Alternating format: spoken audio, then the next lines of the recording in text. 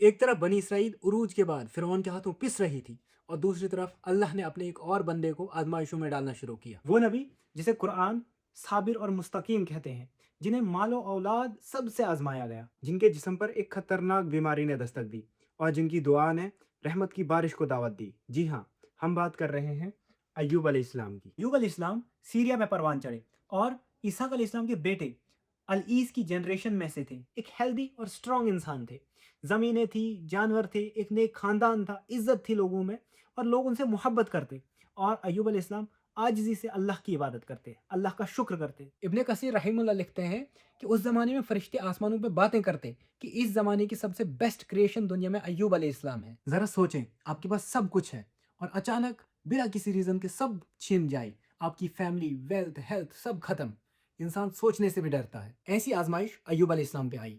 پہلے فیملی گئی، پھر دولت، اور پھر صحت۔ اچانک سب ختم، پھر بھی اللہ کی عبادت کرتے رہے، ثابت قدم رہے، اور کبھی شکوہ نہیں کیا۔ بیماری بڑھتی گئی، حتیٰ کہ ان کے جسم سے گوشت گلنے لگا، ان کے جسم سے اسمیل آنے لگی، جس کی وجہ سے لوگوں نے ان کو الگ کر دیا۔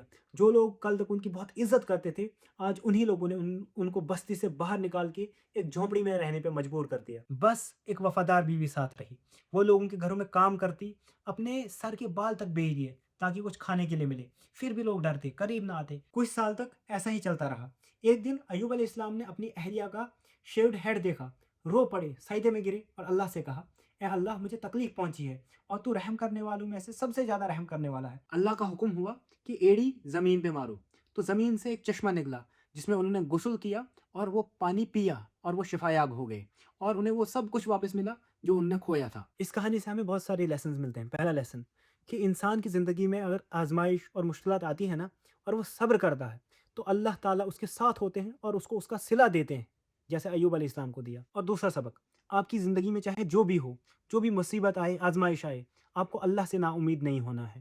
آپ نے استقامت سے اللہ کی عبادت کرنی ہے، اللہ کا ذکر کرنا ہے، اللہ سے نا امید نہیں ہونا ہے۔